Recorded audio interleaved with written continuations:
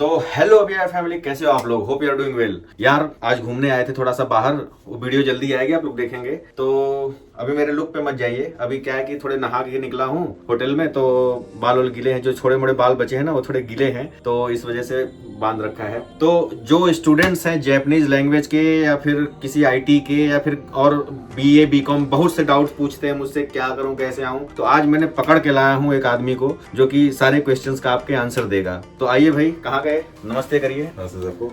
तो जतिन जी आप लोगों ने देखा होगा, कई लोग जानते भी होंगे। तो जतिन जी ये बताइए, सबसे पहला क्वेश्चन हमारा ये है आपसे कि कैसा चल रहा है जापान में? देखिए, जापान में तो अभी तक तो खैर कोरोना ने हालत बुरी कर रखी है। जैसे जॉब्स की बात करें, पार्ट टाइम जॉब की बात करें, लाइफस्टाइल की बात करें, इंडिया में नहीं, जापान में नहीं, दुनिया भर के अंदर काफी हालत थोड़ी टाइट चल रही है इस समय लाइफस्टाइल के अंदर, कि लोगों को काम पूरा नहीं मिल रहा है, पैसा पूरा नहीं मिल रहा है। हालांकि अब तक तो महामारी की तरह से लोग सोच रहे थे, बट अब इंडिया ने जैसे वैक्सीन निकाली है, यहाँ पे अभी दुनिया भर को वैक्सीन दे रही है, जापान के अंदर भी सिक्योरिटी आ रही है, थोड़ा लाइफ थोड़ा स्टेबल हो गई है। बाकी गवर्नमेंट का भी सपोर्ट है। तो अभी जापान में भी हम जैसे स्कूल के अंदर भी बच्चे अभी आ रहे हैं, तो स्कूल भी प्रॉपर चल रहा है, पढ़ाई भी हो रही है और थोड़ा स्टेबिलिटी अब लौट के आ रही है। यहाँ तो हो या स्टेबिलिटी के, हमारे बहुत से बच्चे हैं जिनके बहुत सारे क्वेश्चन हैं, होते हैं ना छोटे छोटे बच्चों में की क्यूरियोसिटी होती है, वो गूगल पे नहीं ढूंढेंगे, सीधे पूछेंगे ये क्या होता है, ये क्या होता है, कैसे होगा कैसे होगा। सब पढ़े लिखे भी हैं और काफी मतलब मेहनत भी कर रहे हैं, तो उनके थोड़े से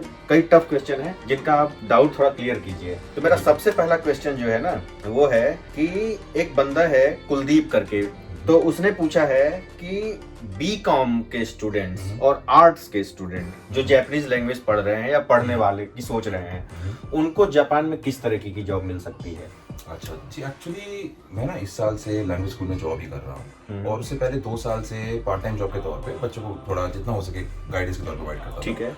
मैं जापान में 2016 में, जैसे आप जानते हैं, मुझे 16 में आया था, पहले लैंग्वेज स्टडी करी 1.5 साल, उसके बाद मास्टर्स करी अभी 2 साल, और अब जॉब कर रहा हूँ। बिल्कुल सही। बट शुरू में मुझे उतनी काउंसलिंग नहीं मिल पाई थी। तो ये जो क्वेश्चन आपने मुझसे पूछा है ना, क्वेश्चन मुझसे बहुत बच्चे पूछे। ठीक है, सबसे पहले थोड़ा एक्सपीरियंस थोड़ा विस्तार में बताना चाहूँगा, थोड़ा विस्तार में डाउट क्लियर कीजिए। सबसे पहले तो जापान के अंदर आपकी ये जो कॉमर्स हो गई, आर्ट्स हो गई, ह्यूमैनिटीज़ हो गई, साइंस हो गई, ये वाली फील्ड्स इतनी डिटेल में नहीं है। यहाँ पे 2 मेजर डिवीजन होती है, 2 मेजर ना फील्ड कहती हैं आपकी। जापानी में बता के फिर आपको इंग्लिश में बताता हूँ। जापानी के अंदर कहते हैं बुंके और रिके। बुंके जो आपका होता है ये ह्यूमैनिटीज़ हो गया, यानी कि एक तरह से पूरा सेट हमारा कॉमर्स, आर्ट्स, ह्यूमैनिटीज सारी जॉब एक तरह से सेट इसमें आ जाती है। ठीक है। और रिके जो है हमारा, ये हमारा साइंस हो जाता है। साइंस, इंजीनियर्स के बच्चे हो गए, बीसीए टेक्निकल फील्ड के बच्चे हो गए, प्रोग्रामिंग के बच्चे हो गए, आपके इसमें मशीन लर्निंग के आ जाते हैं, थोड़ा जो टेक्निकल फील्ड की नॉलेज होती है। ठीक है, 2 मेजर डिवीजन होती है। इससे पहले तो ना ये बात आती है। तो अब जैसे आपने मुझसे क्वेश्चन पूछा था कि आर्ट्स के बच्चे और कौन से, बीकॉम के बच्चे। बीकॉम के बच्चे, वैसे मैंने खुद भी बीकॉम ऑनर्स करी है जापान के अंदर, तो यहाँ पे जॉब कर रहा हूँ। तो बच्चों का कई बार क्वेश्चन आता है कि सर फिर जॉब किस फील्ड की होती है? इंडिया में हम जब बीकॉम की पढ़ाई करते हैं तो हम फाइनेंस पढ़ रहे होते हैं, कोई मार्केटिंग पढ़ता है, कोई ह्यूमन रिसोर्स पढ़ता है। जैसे अगर हम आर्ट्स की बात करें, उसके अंदर भी आपका ज्योग्राफी की पढ़ाई भी होती है, इंग्लिश में होती है, ह्यूमैनिटीज पॉलिटिकल साइंस के अंदर होती है। कई बार बच्चा आर्ट्स बेस से आके फिर बच्चा कहता है सर मैंने होम साइंस करके, मतलब अलग अलग कॉम्बिनेशन होते हैं, राइट? तो सबसे पहले तो एग्जैक्ट आपकी जो फील्ड है उसमें आपकी जॉब यहाँ पे नहीं होती, पहली बात तो। ठीक है। जापान में जो बुंके, रिके को हटा दो, साइंस वाले को हटा दो, जो टेक्निकल फील्ड है, कॉमर्स का जो बच्चा, लिबरल ह्यूमैनिटीज का जो बच्चा है, तो उनके लिए मेन जॉब जो होती है वो जापानी का इस्तेमाल करके होती है, राइट?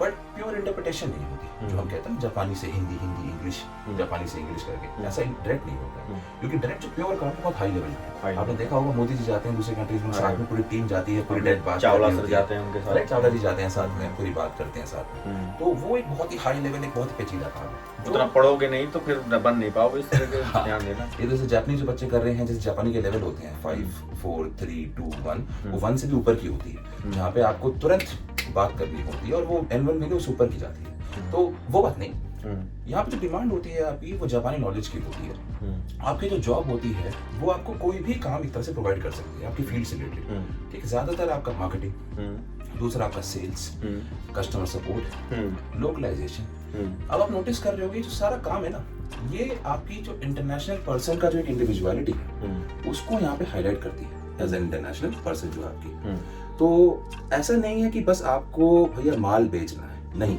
माल कहाँ बेचना है जहाँ पे आपका एज एन स्किल यूज हो, जैसे कि अगर आप इंडियन है तो हिंदी, इंग्लिश, जापानी से यूज हो जहाँ पे ना सेल करने के लिए, चाहे फॉरेन मार्केट हो उसमें, चाहे जापानी मार्केट हो, बट वो स्किल यूज आता है, वो वाला काम होता है। तो इसी वजह से मैंने करी है बीकॉम के अंदर, उसके बाद मैंने जापान में आके मास्टर्स करी मार्केटिंग के अंदर। बट अभी मैं जो जॉब कर रहा हूँ, मैं लैंग्वेज स्कूल में काम कर रहा हूँ, बट मेरे काम मल्टीपल है।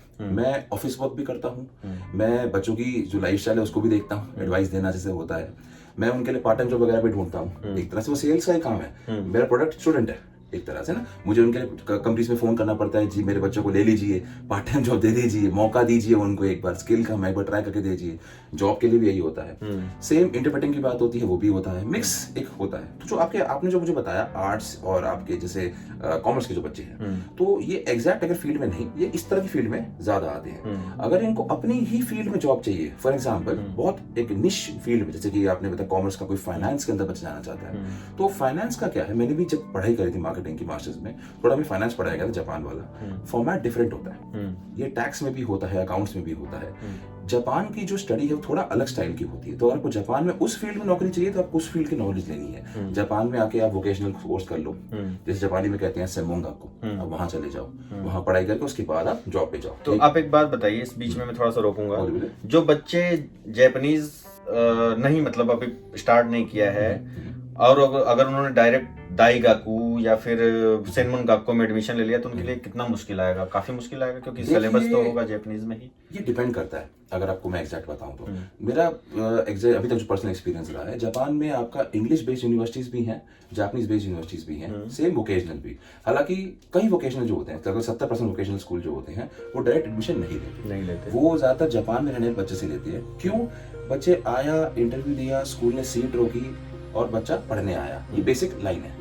पर जब इंडिया से फॉरेन कंट्री से कोई बच्चा कांटेक्ट कर रहा है, वो बच्चा मजाक में कांटेक्ट कर रहा है, वो बच्चा प्रैंक कर रहा है, सीरियसली कर रहा है, किसी को नहीं पता जब तक वो जापान में नहीं आता। बट वो जो पीरियड है 6 महीने का, 7 महीने का, उसको इंटरेक्ट करने का, डॉक्यूमेंटेशन तैयार करने का, वीजा के लिए अप्लाई करने का, ये एक तरह से जो सेमोंगाकू जो होता है, आपको वोकेशनल जो होता है, ये पूरा इन्वेस्ट करता है। हमारे साथ लैंग्वेज स्कूल में भी हो रखा है, 9 महीने हम इन्वेस्ट करते हैं, एंड में आके जब एक्चुअली बात आती है जापान में आना है, फीस करनी, बच्चा गायब हो जाता है, तो कई वोकेशन लेते नहीं, लौट के आते हैं। मुश्किलों के बारे में अगर बोले तो कई यूनिवर्सिटीज हैं वो अपना खुद का ही 6 महीने का या साल का कोर्स भी रखती है। बट प्रॉब्लम क्या आती है, आपको पता है कौन सी यूनिवर्सिटीज है, आपको पता है कहाँ है ये यूनिवर्सिटीज, इन यूनिवर्सिटीज को अगर आप कांटेक्ट करोगे, क्या ये आपका मेल का जवाब देंगी टाइम पे, क्या ये आप पे भरोसा करती हैं, ये सब प्रॉब्लम्स आती है। इस वजह से बच्चा पहले जापान में लैंग्वेज स्टडी करने आता है, भाषा पढ़ता है 1 साल 2 साल, इस बीच में अलग अलग कॉलेज जाके अलग अलग ओपन कैंपस अटेंड करता है, लोगों से बात करता है, प्रोफेसर से बात करता है, खुद से देखता है। इंडिया से सर्च करने पर आप कर सकते हैं, ऐसी बात नहीं है। अगर दिल्ली में बात करें तो रित्सुमेकान यूनिवर्सिटी है, वासेदा यूनिवर्सिटी है, बहुत ही नामचीन बड़ी बड़ी यूनिवर्सिटीज काफी हैं, आप कर सकते हो, कोई प्रॉब्लम नहीं। बट हर बच्चा वो चीज नहीं कर पाता। क्यों? आपको भी पता होगा जो फीस है जो यहाँ पे होता है, वासेदा की, रित्सुमेकान किस लेवल की जो एजुकेशन प्रोवाइड करती है, बहुत हाई लेवल होती है। तो जापान की गवर्नमेंट यूनिवर्सिटी क्या करती है, तो जापान में बंदा वो उनको ज्यादा प्रेफरेंस करती है, तो यहाँ पे वो वाली मुश्किलें भी आती है। तो जापानी जो है वो काफी जरूरी हो जाती है उस पॉइंट। चलिए ठीक है, तो मेरा नेक्स्ट क्वेश्चन आपसे है कि एक चीज बता दीजिए, ITI और मार्केटिंग वालों की जॉब, मार्केटिंग वालों को बेसिकली जॉब किस तरीके की जॉब मिलती है उनको? देखिए, मार्केटिंग के अंदर तो अलग अलग आता है कि भैया आपकी एक्सपर्टीज कैसी है। ज्यादातर मार्केटिंग के अंदर एक्सपीरियंस बहुत मांगते हैं, मतलब फ्रेशर को इतना इजीली देंगे नहीं। फ्रेशर की जॉब अगर आती भी है तो आपका डिजिटल मार्केटिंग का हो जाता है, आपका जैसे कि गूगल एनालिटिक्स आपको यूज करने आने चाहिए, सोशल मीडिया पे आपको आना चाहिए, इंस्टाग्राम का हो गया, यूट्यूब वगैरह तो बेसिक आपको पता ही होगा, जो SEO का होता है काम, ये वाला काम भी आता है। इसके अलावा एक मार्केटिंग का ही आगे का थोड़ा सा हिस्सा आता है आपका लोकलाइजेशन का, थोड़ा आगे का कनेक्ट होकर कई बार उससे रिलेटेड भी आती है। ठीक है, तो इस तरह की जॉब आपके आने की अपॉर्चुनिटी होती है। दूसरा आपने ITI से मुझे बताया, तो ITI आपका 12th के साथ जो करेगा कोर्स होता है, एक डिग्री कोर्स नहीं होता। लेकिन मैं क्लैरिफाई करता हूँ, जापान में अगर आपको जॉब करनी है, आपको डिग्री की जरूरत होती है, या फिर उसके इक्विवेलेंट जैसे होता है 2 साल की स्टडी का है तो अगर वो सर्टिफाइड ITI का है तो आपको जॉब लगने के चांस होते हैं, अगर नहीं है तो मुश्किल है। अल्टीमेटली जापानीज जरूरी होती है, बहुत जरूरी होती है। अच्छा, ये बजट कितना चाहिए होता है? 1 साल अगर बंदा स्टडी के लिए जापान आना चाहे और या फिर 2 साल के लिए, तो उसको अकाउंट में कितने पैसे मतलब दिखाने पड़ते हैं, एज अ गारंटर के अकाउंट में कितने पैसे दिखाने पड़ते हैं? और इसके साथ ही एक क्वेश्चन और है कि क्या उसके नाना नानी या दादा दादी कोई गारंटर बन सकता है उसके माँ बाप के अलावा? देखिए यहाँ पे जो मेरा आंसर होगा स्पेसिफिकली मेरा जो स्कूल जहाँ मैं काम करता हूँ उससे रिलेटेड होगा। हमारी स्कूल की जो पॉलिसी होती है, हर स्कूल की थोड़ा डिफरेंट पॉलिसी हो सकती है, कोई लीनियंट होता है डिपेंडिंग कि वो किस इमिग्रेशन के थ्रू है। ओसाका इमिग्रेशन अलग है, टोक्यो की थोड़ी अलग स्ट्रिक्टनेस होती है, आपका फुकुओका का थोड़ा अलग होता है एरिया के हिसाब से ना, तो स्कूल की लीनियंसी का फर्क होता है। जैसे हमारी जो है मैं आपको उसको एग्जाम्पल रख के बताता हूँ। ठीक है। 1 ईयर कोर्स जो होता है उसमें 9 लाख INR दिखाने होते हैं। 9 लाख देख लो भैया, 9 लाख रुपए दिखाने पड़ते हैं एक 2 साल के लिए। 2 साल के लिए इसका डबल 18 लाख, 18 लाख INR का। बट BMW आ जाएगी। ये जो अमाउंट है ये आपका ऊपर नीचे हो सकता है, जैसे कि रेट, जैसे रिसेंटली कोरोना की वजह से रेट बहुत गिर गया था रुपीस के हिसाब से, ठीक है। तो उसके जो ये 18 लाख 19 लाख भी हो सकते हैं शो करने के हिसाब से, तो इस एप्लीकेशन के हिसाब से होता है। दूसरा क्वेश्चन आपने मुझसे पूछा था कि नाम नानी दादा दिया था, तो देखिए आज से 3-4 साल पहले तो आपका स्पॉन्सर हो जाना कोई प्रॉब्लम नहीं था, नाम नानी का भी दादा का भी, पर रिसेंटली काफी स्ट्रिक्टनेस हो गई है। उसके मल्टीपल रीजन है, इंडियंस की एप्लीकेशन इंक्रीज हुई है, फेक एप्लीकेशंस भी बढ़ी हैं, प्रॉब्लम्स आई हैं, मल्टीपल, किसी को ब्लेम की कोई बात नहीं है, मल्टीपल रीजन है। तो उस चक्कर में जो स्पॉन्सर है उसको और ज्यादा पेचीदा हो गया, उसको स्पॉन्सर की जो डॉक्यूमेंटेशन का जो प्रोसेस है, जैसे कि आपका जहाँ पहले थोड़ा दूर का कदम चल जाता था, बिल्कुल नहीं है, सिर्फ आपका ब्लड रिलेटिव होगा, फर्स्ट ब्लड रिलेटिव जैसे हो गया, तो उसमें आपके फादर, आपके मदर, आपके अंकल आंट, चाचा हो गए, चाची हो गई, चाचा हो गए, आपके मामा हो गए, तो नाना मामा भी आ सकते हैं। नाना आ सकते हैं, बट नाना अगर जॉब करते हो तो इसके चांस कम है। रिटायर्ड होने के बाद आप बच्चे बोलते हैं कि सर पेंशन तो मिल रही है, पेंशन इनकम डायरेक्ट नहीं है आपकी, कंपनी की तरफ इनकम नहीं है, तो गवर्नमेंट आपको सपोर्ट प्रोवाइड कर रही है, वो थोड़ा डिफरेंट है वहाँ पे। और जैसे आपने गारंटर का दिखाया, तो उसके साथ कोई प्रूफ, इनकम का प्रूफ भी जमा करना होता होगा। बिल्कुल, जैसे कि आपका इसी साल से शुरू हो गया है, आपको 3 साल की ITR दिखानी होती है, आपको ऑक्यूपेशन सर्टिफिकेट दिखाना होता है, आपको 3 साल की बैंक स्टेटमेंट, 3 साल की बैंक स्टेटमेंट। 3 साल की, जब हम लोग आए थे तब तो 3 महीने की बैंक स्टेटमेंट जब मैं आया था थी नहीं बताइए। तो है डिफिकल्टी, अब 3 साल का हो गया लगभग। 3 साल का है। चलिए देख लीजिए, आप लोग इतना जुगाड़ कर सकते हैं तो फिर। अच्छा, एक क्वेश्चन है कि आजकल खबर आ रही है कि जो अप्लाई कर रहे हैं जापान के लिए, उनको JLPT का N5 मिनिमम होना जरूरी है, अदरवाइज वीजा रिजेक्शन बहुत हो रहे हैं, ऐसा है क्या? असल में ये जो स्पेसिफिकली मैं बताऊंगा, जो दिल्ली से एप्लीकेशन है, अगेन मैं ये कोई दिल्ली को ब्लेम नहीं कर रहा, ऐसी बात नहीं है। हमारे पास जो 5 साल का डेटा है स्कूल के, जो डेटा एग्जैक्ट है बच्चों ने कितनी एप्लीकेशन करी है, उसको एनालाइज करके जो रिजल्ट आया है हम वही बताएंगे आप बताइए। तो उसका रिजल्ट यही है कि भाई जो दिल्ली की जो जुरिसडिक्शन है नॉर्थ की, आप ये कह लीजिए कि बेशक वहाँ पे एप्लीकेशन ज्यादा आती है इसलिए वो स्ट्रिक्ट है, वो मेन एम्बेसी है इसलिए वो स्ट्रिक्ट है, मेन सिटी का है इसलिए स्ट्रिक्ट है, कुछ भी रीजन, पर वो सबसे ज्यादा स्ट्रिक्ट है, तो वहाँ पे सबसे स्क्रूटिनी ज्यादा होती है कंपेयर टू दैट। आपका जो मुंबई का एप्लीकेशन है, साउथ का, बैंगलोर, चेन्नई, कोलकाता, थोड़ा लीनियंट है, कम एप्लीकेशन तो कुछ भी है, इस वजह से मिनिमम N5 रिक्वायरमेंट हो गई, 30 के अंडर होना चाहिए, मतलब मल्टीपल क्वेश्चंस उठते हैं वहाँ पे, क्यों इस समय आप 30 के ऊपर आगे क्यों जा रहे हो, मैरिज हो गई है क्यों जा रहे हो। अच्छा हाँ, 30 के ऊपर से बात आई मेरे, एक अगर कोई 30 क्रॉस कर गया हो, चाहे 35 साल 37 साल का हो और बंदा मैरिड हो, वो क्या जापानीज लैंग्वेज स्कूल में पढ़ने के लिए अप्लाई कर सकता है? देखिए हमारे स्कूल में तो मुश्किल है, उसका रीजन क्या है, जापान के क्या रूल्स हैं? जापान के कोई पर्टिकुलर रूल नहीं है, जापान कभी आपको डायरेक्ट बोलेगा नहीं इस बारे में। हाँ। इस बार क्योंकि ये अगर आप डायरेक्ट बोलते हैं तो ये एक तरह से डिस्क्रिमिनेशन वाली बात हो जाएगी अगर आप डायरेक्ट बोलते हैं रूल के हिसाब से। बट स्कूल जो होते हैं क्यों मना करते हैं, क्योंकि स्कूलों को पता होता है वीजा लगेगा नहीं लगेगा, ईजी होगा कि नहीं होगा, COE जो सर्टिफिकेट एलिजिबिलिटी है होगा नहीं होगा, तो पहले मना कर देंगे जी आप लाखों लगा के आओ जापान में अप्लाई करने के लिए और आखिरी मोमेंट पे लगे ना, टाइम बर्बाद है, आपका भी है हमारा भी है, तो कम से कम बता देता है 4 से 5 महीने लगते हैं प्रोसेस में, मिनिमम। तो 30 के ऊपर असल में प्रॉब्लम क्या आती है, आप अब तक क्या कर रहे थे, अब क्यों जाना चाहते हो, अब जाके क्या कर लोगे, क्या एजुकेशन आपका पर्पस है, आप कुछ इलीगल तो नहीं करने जा रहे। मेरे अंदर की अगर मेरा ज्ञान, मेरी दिव्य चक्षु अब जागी है, मैं अब से सोच रहा हूँ पढ़ने की। अगर आपने वो प्रॉपर कन्विंस कर दिया, इंटरव्यू के लिए बुलाते हैं, इंटरव्यू के लिए बुलाते हैं, अगर आपने कन्विंस कर दिया तो ऑफ कोर्स हमारे यहाँ पे स्टूडेंट्स आप भी जानते हैं, हमारे 30 मैं भी गया था वो करने के लिए, हालांकि मैं 30 अबव नहीं था, पर बुलाए थे मुझसे। प्रॉब्लम है अगर इंटरव्यू क्लियर नहीं हुआ तो वो जो पूरा प्रोसेस है सब बर्बाद हो गया, वेस्ट हो गया पूरा का पूरा। तो कई स्कूल रिस्क नहीं लेना चाहते, पहले ही बता देते हैं आपको, पर उनके लिए भी ये नहीं कि उम्मीद नहीं है, वो भी अप्लाई करें, ट्राई करें, देख लो भैया, करते रहो, हो सकता है दे दे आपको भी वीजा, आ जाओ आप भी। अच्छा, जो इनका गैप हो गया है, सपोज स्टडी के बाद उन्होंने जॉब वगैरह नहीं करी या फिर जॉब 1-2 साल करी, गैप हो गया है, वो अप्लाई करे तो कोई प्रॉब्लम आ सकती है? नहीं, अगर उसमें गैप को उनको एक्सप्लेन करना पड़ेगा, गैप क्यों आया, प्रॉपर एक्सप्लेनेशन। कई बार क्या होता है, बच्चा बोलता है जी मैं घर पे बैठा था।